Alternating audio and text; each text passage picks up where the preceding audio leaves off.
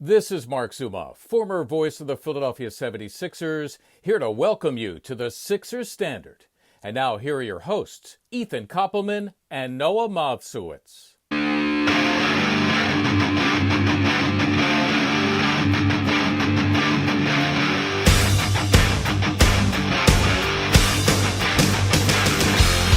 Hey everybody, and welcome back to another episode of the Sixers Standard Podcast. Ethan Koppelman here with Noah Mavsowitz and a special guest today, Michael Richwine. Michael, how you doing? I'm good. How are you guys? Good. How are you? We're doing I'm well. doing great. Yeah, thanks for having me on. Yeah, thanks for coming on. Of course, Michael, a big supporter of the podcast, has gotten the trivia question right a couple of times, and this is actually going to be interesting. He got the trivia question right during our last episode. So, Michael, we'll have to figure out how to do the shout out, but you might be giving yourself a shout out today. Maybe. So that will be that will be a first on the Sixers Standard Podcast. So again, a little bit of a quiet week, but we do inch closer and closer to Sixers season. We're going to talk about the new jerseys that came out. I've seen a lot. It's a lot of love and hate, so we'll talk about that. Montrezl Harell, the body cam footage of his arrest just got leaked, and it is a bit unique to say the least. We'll have buy or sell, trivia question of the day, and some interesting segments in the tidbits as well today as well. So, Michael, before we really get into the meat and potatoes of our show, I wanted just for a minute or two to get your thoughts on the Sixers team this season, where you think we're going, just kind of your take overall. Yeah, well, I think we know it's pretty common now. We're disappointed with the Sixers. Usually get eliminated in the second round. Can't make it to the conference finals, but this year I am excited. Obviously, you've got D'Anthony Melton, PJ Tucker, Daniel House on the bench. Tucker will be starting, I believe, but I think it's going to be interesting. It's going to be an interesting year. I think Joel Embiid's going to continue his dominance. I'm not sure he's going to win the MVP, but I mean, I think it's going to be. I think we're really built for the playoffs this year. We got some veterans on our team, which we usually don't have. I do think James Harden, I think I'm going to buy into the offseason hype. I do think he's trained this offseason. I think he'll be in for a huge bounce back year. I think he could even be potentially top 5 in the MVP conversation. So I'm excited. I think the chemistry for everyone on the court, especially Joel Embiid and James Harden, I think it's going to get even better. I think Tobias Harris will continue to play well. And I'm very excited for Tyrese Maxey. I think he could potentially make an all-star game this year. So I'm excited. A very positive outlook on the Sixers, Noah. Well, I want to get your thoughts on this, but more specifically, I want to get your thoughts on what he said about one of your favorite players, Tobias Harris. Yeah, I do not like Tobias Harris. I'm just going to say it. Most overpaid player in the NBA. I expect he'll average around 14 points this year. I just don't like him. Like, I think Tyrese Maxey's the third best player on the team. Tobias Harris is like number 5. Really? Yeah. That's how much I hate him. Who would be 4? Honestly, PJ Tucker. I like the leadership. Come on. I like that dog. He plays much better defense. He's a better. He shoots 40% from 3. Was there not to like about him? I mean, He's 38. He's 38. That's what's not to like about him. That is true. I think Tobias Harris, he's had his down years, or he had a bit of a down year last year, but I think obviously we saw it a little bit last year. I think with him being the third option, we don't have to rely on him as much to be more. We can rely on him more of as an off-ball player. So yeah, I think he'll be good this year. Yeah, he cannot play on ball. He only can play off ball. Well, nobody was suggesting he's playing on ball. Oh, he can. He cannot. No, nobody was saying that. Here's the thing about Tobias. There was a clear difference that when Harden got here, he struggled. But then a month in, he started to adapt and he started to kind of find his role as a guy that would do a lot more catch and shoot than he was willing to do before. All of those post moves that Tobias used to do, those diminished a lot. And I think when we saw those diminish, he became a more effective player. So my kind of take on it is if we get a Tobias Harris that is more focused and does that post spin stuff less, he's going to be great. Now, if he goes back to if he goes back to the post spin stuff, I agree with you because when he does the post spin stuff, it's just not efficient over the long run. I know. That's why I don't like him because he I gotta do drop step or fade. Like that's not the type of player he is. He's a good shooter, and that's it. He can't play defense. He can't do the post thing. Just shoot the ball. So let's go back to, I guess we can call it news, although it's not really too exciting this week. The Sixers have some new jerseys. Now every year I feel like when the Sixers release new jerseys, there's a lot of different takes on them, and there's not really a lot of consensus. I would definitely say more negative than positive, but I feel like this happens every time with the jerseys. And I guess I'll just I'll get your guys' thoughts on it first. So, no, you want to start us off? Yeah. I do not like the jerseys. I'm just going to say I do not like it. Like, I feel like I like the brotherly love, but I don't think it should be like the main logo, like the main words on the jersey. I just don't know. Like the colors, like I like the white jersey, but like the red just doesn't match with the white. Yeah. It's like I just don't like the jerseys. The court looks fine. I like the court, but the jerseys, no, not for me. Michael?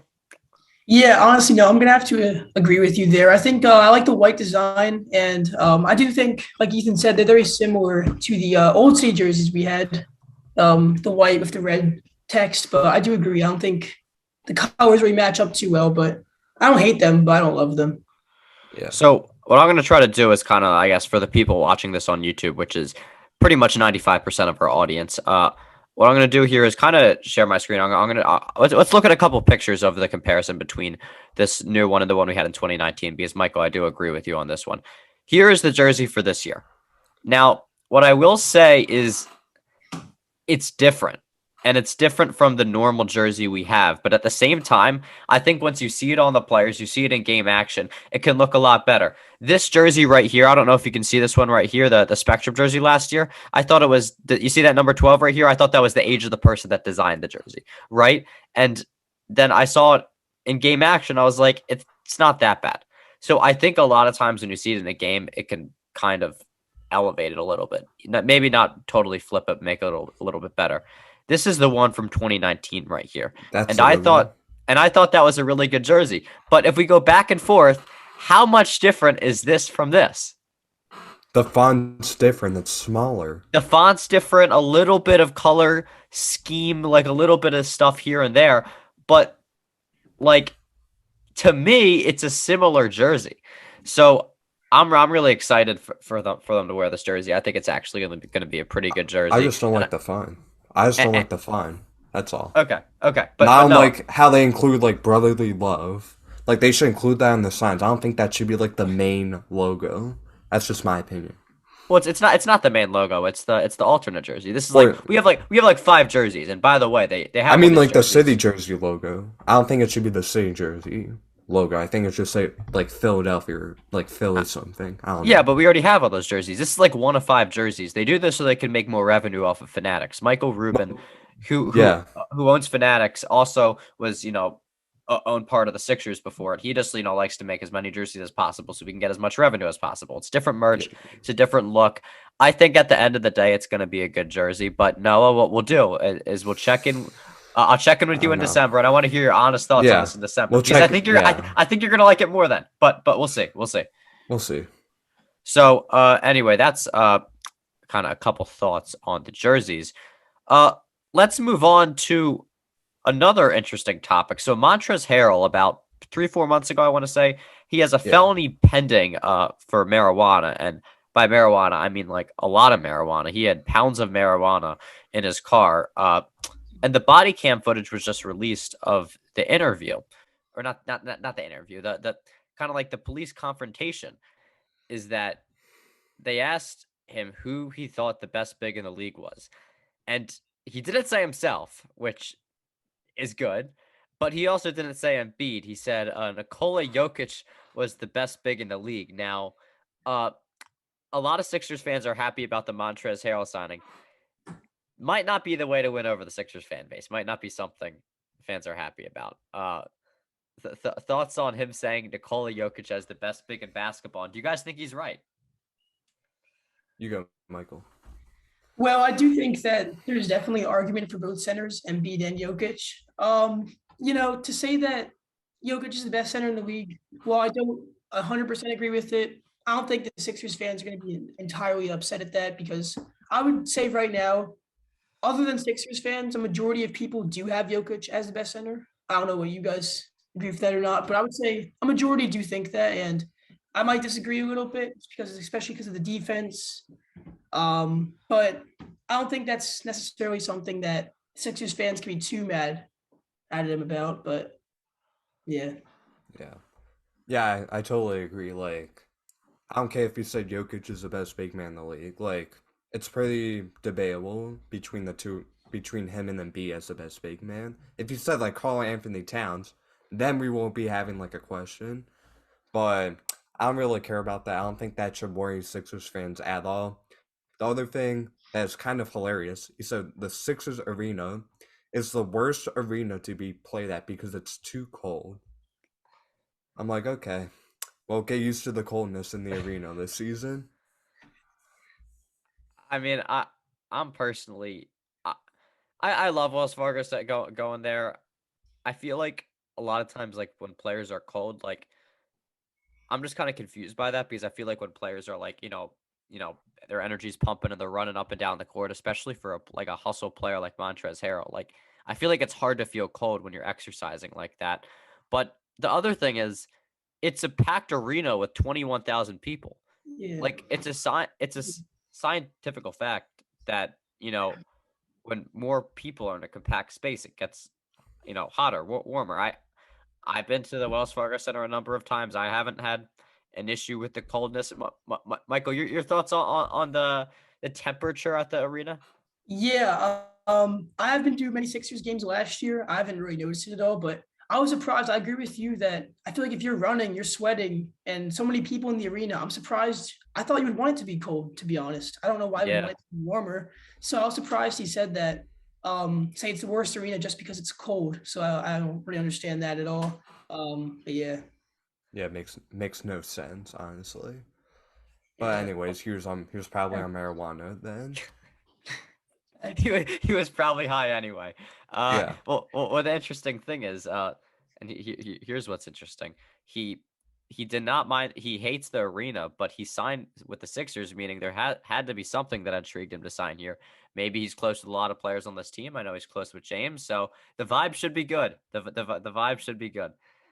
Yeah. I guess that's the positive you can take out of this. Uh, anyway, we skipped this segment last week, but it is going to make its grand return this week. Buy or sell.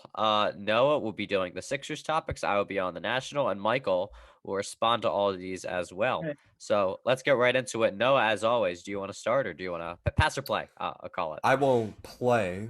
Well, what a shocker. All right.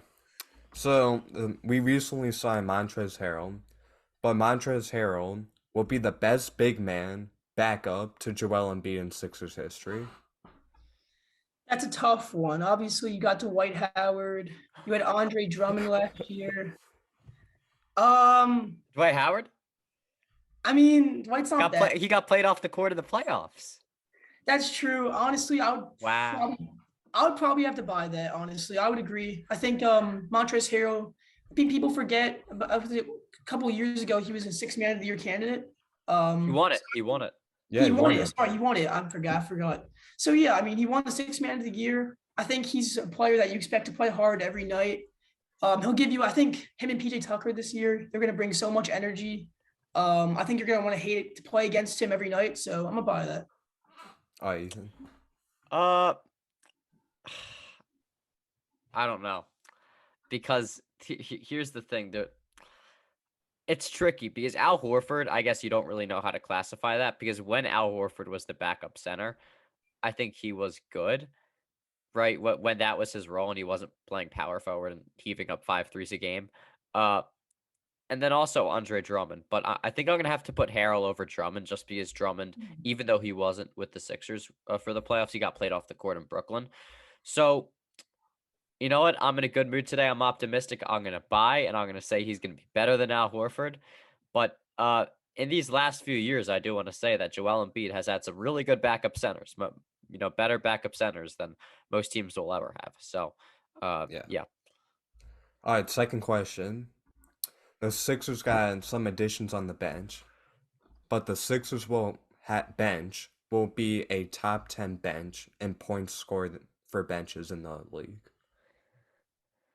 Oh man, that's a tough one because obviously you got DeAnthony Melton, you got Daniel House. I mean, I'm pretty sure is Matisse will be on the bench this year, I Yeah, believe. I would assume so. He's more of a That defensive yeah. player. So honestly, I would sell that just because I think, especially recent years, the bench has kind of been something that's held us back.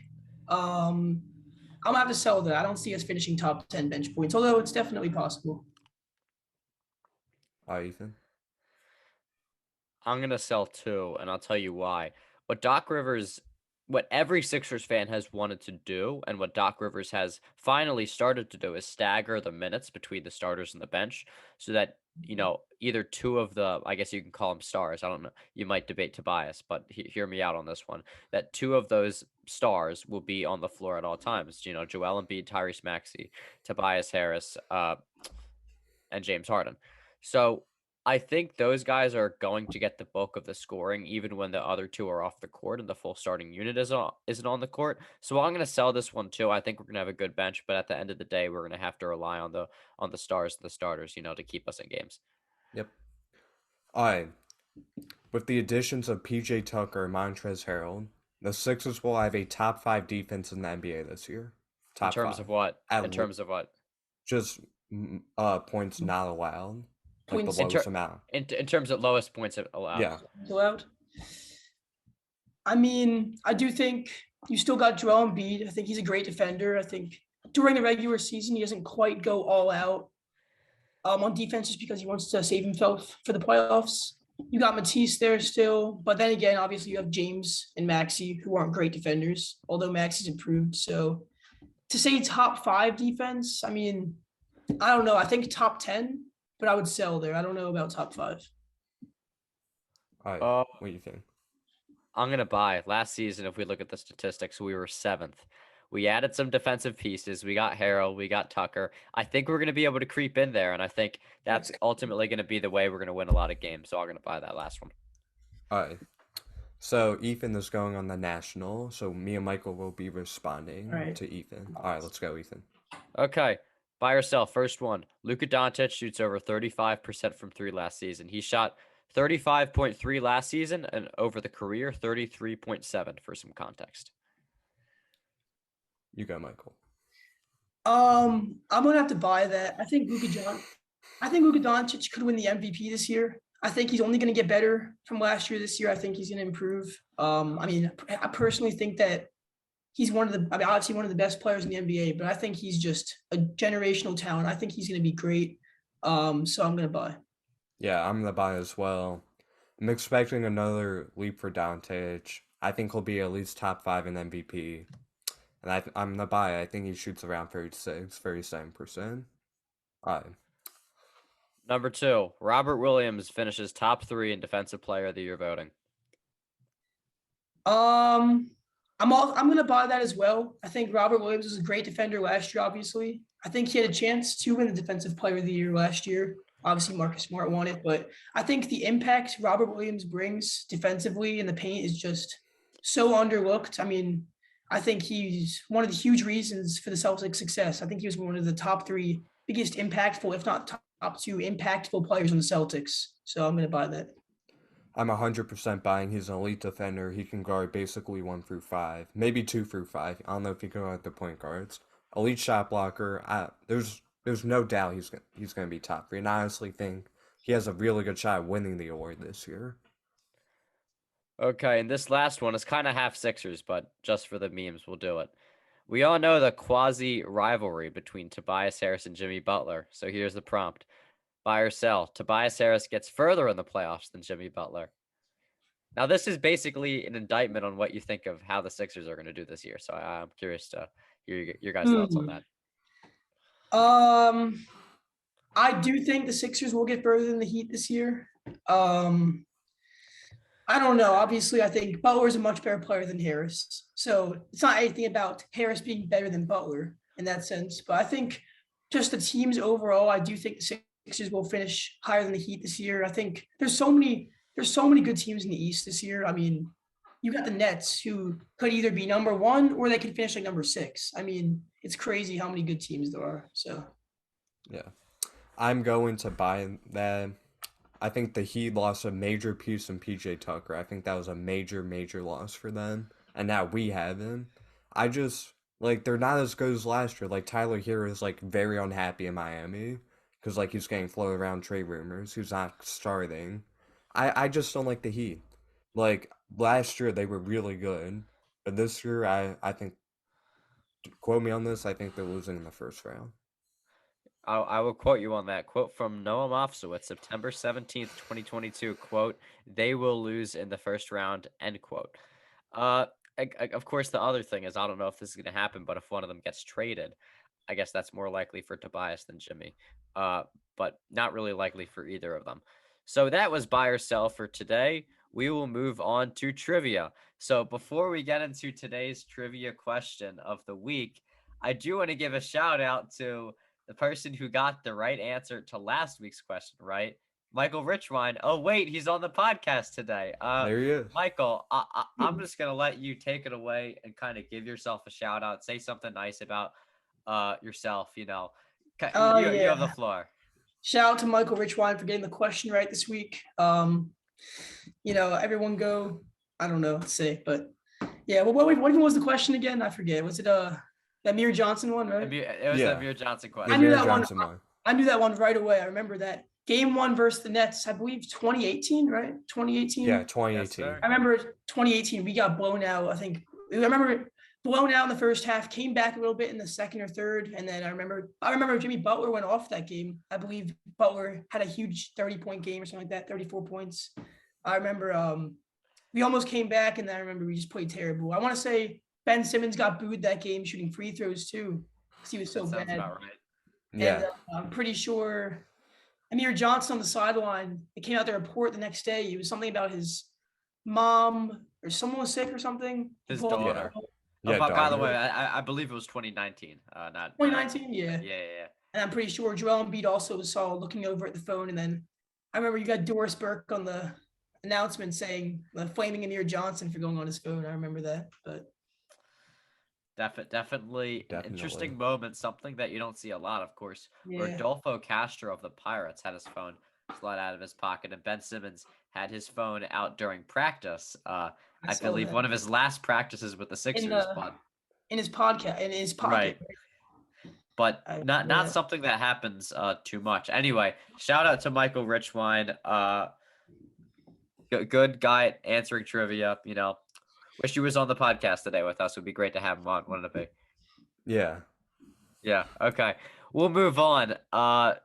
Before we end today, just a couple of tidbits we wanted to get into before we finish it off. So we touched on the Furkan Korkmaz altercation that happened in, I believe, the country of Georgia. Not the state, not where the Braves play, but the country of Georgia. And now I guess he shared his side of the story where he was just kind of attacked and he was defending himself. And now he's getting investigated. So we'll see how that goes. But there's going to be a full-on investigation of this. Thank you. We did a segment of trivia before we said the trivia question. You didn't say the trivia question. We'll back up just a little bit to talk about today's trivia question of the day. Thank you, Noah, for reminding me. Oh my god. we spent so long. We spent so long on talking about the shout out in last week's trivia question that we just forgot to say it. Get to this week's trivia question. That is totally my fault. Today's trivia question is: which Sixers reporter demonstrated that the court was wet during a Sixers-Kings game? Again, follow us on Instagram at the Sixers Standard. No capitals, no spaces, and we'll post on there, and you can respond to the post. Just answering the question, and if you get it right first, you'll be on the next podcast, and you won't be on it, but you will get a shout out on the next podcast. That is this week's trivia question. We almost forgot it, but thank you, Noah.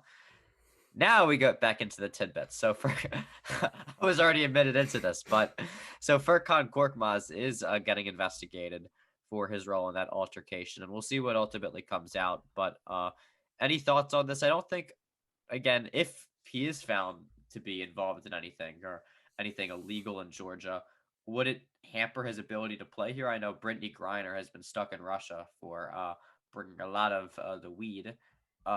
So would this, limit his ability to play in any way? Do you guys think, or anything, Honestly, any I would say criminal no. activity? I would say no. I would just say it's going to be a fine. I think he will get fined because he did get into an argument. I don't think he really did anything illegal because other people were chasing him around the locker room. So I would say no, but I do expect a fine. What do you think, Michael? Yeah, it's definitely interesting. You definitely would not see something like this happen here, like you said, like chasing into the locker rooms in the NBA or something like that. But I do think it's a bit interesting if he were to be found guilty in Georgia, what would happen? What would affect his playing here? How long do you have to stay there? Even it's definitely interesting. But from what I've heard about it, I haven't looked into it much. I don't think Furkan did anything that would be something serious. I think he, if anything, was the victim here. So I think everything should be okay with him. Not sure though. So the second segment of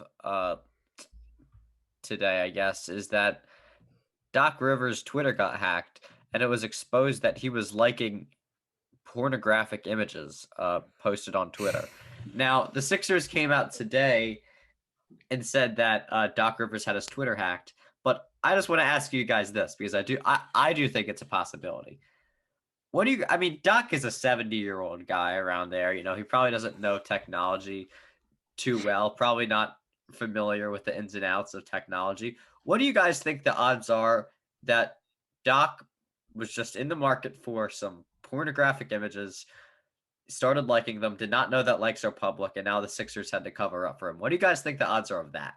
Because I do think it's a possibility.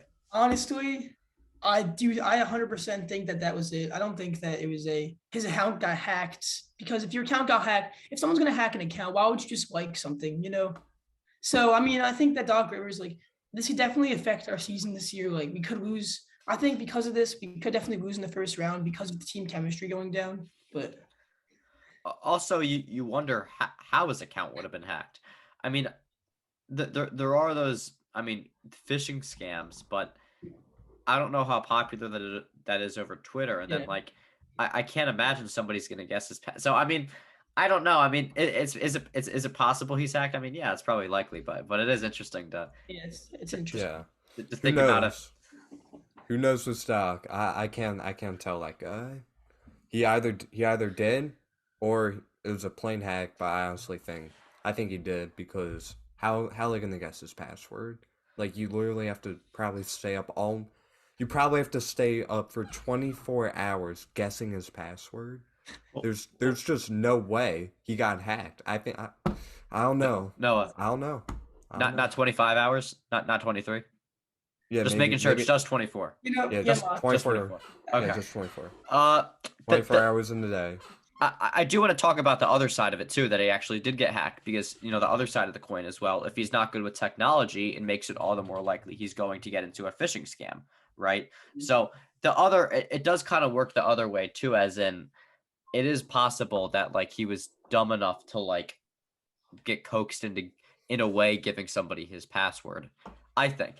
So that is a possibility, but I also do think that the Sixers are covering up for him because there's no way they wouldn't, right? There's no way that it's kind of embarrassing if the Sixers know that, but at the same time they're paying him $10 million a year. Like, what are they going to do? Fire him? You know what I'm saying? Yeah, It's a bad look if they don't cover it up. So I think it is possible that. Oh my god. yeah, it's interesting. I think because of this, if they weren't to try to cover it up, you have to be terminated from the NBA. No, I'm joking. But yeah, I think the only real option there were to cover it up because you don't have to fire your coach because something like that, or yeah, I don't know. Yeah, I guess all I'm saying is there's been times throughout not just sports history but Twitter history that people have tweeted some really dumb shit and then said they've gotten hacked after, right? If you don't remember, I don't know if you remember this, but Giannis, he also got hacked. I remember I don't know if you remember this, but Giannis got hacked and they tweeted out saying, like, I want to go to the Warriors, stuff like that. So it could have easily just been hacked, but I don't know if I really believe that. But it's interesting for sure. Yeah, I mean that seems like more of a hack to me because who would? Yeah, I don't know. yeah. I hear just tweet that up straight up. That seems unlikely to me. Yeah, But what did you say? Oh, my bad. Sorry about that. But I mean that seems unlikely to me. But all I'm saying is there's been multiple incidents of this happening in Twitter history, or many, where people have just tweeted really dumb stuff and then covered it up by saying they've gotten hacked. Any last thoughts before we finish up today from both of you guys? Thank you so much for having me on once again. Appreciate it. Definitely. Yeah, for sure. Definitely. I would like to say, as an honor of the Eagles season going on, I like to give a quick shout out to them. Good week 1 win, a little too close, but actually not a little too close, way too close. It wasn't a good week 1 win. It was a win. It's true. A win is a win. Week 2, play Monday night against the Minnesota Vikings. Jalen Reagor, just don't come in the arena. That's what I would say. Don't come in the field. Don't come. It's gonna be funny if Jalen Reagor gets 3 return touchdowns in this game, and like dodges all the tackles, and Imagine that happened. Jalen Reagor. I mean, punt for a touchdown. Imagine. we'll see how it ends up, but I mean, this could end up being a nightmare of a game. For Justin the Eagles. Jefferson gritting on us. We passed up on him. Oh my! With Jalen Reagor and With doing the Jalen gray Reagor. behind him. Yeah. Oh my God. So anyway, Yikes. it's gonna be a big test for the defense. It's because this Minnesota offense is just great. Yeah. A lot of Dalvin talent on this Cook, offense. Yeah, Thielen. Oh God. they are a great team, at least offensively. So we will talk to you guys next week. See if there's any news that comes out. I believe training camp starts, so that's fun. And media day, I think, might be next week as well. Yeah. Yeah, it's with Media Day. That is good news for us, as we will have more things to talk about. For Ethan Koppelman, Noah Mofsowitz, and special guest Michael Richwine, we will see you guys next week. 1, 2, 3, 4, 5, 6ers. 10, 9, 8, 76ers. 1, 2, 3, 4, 5.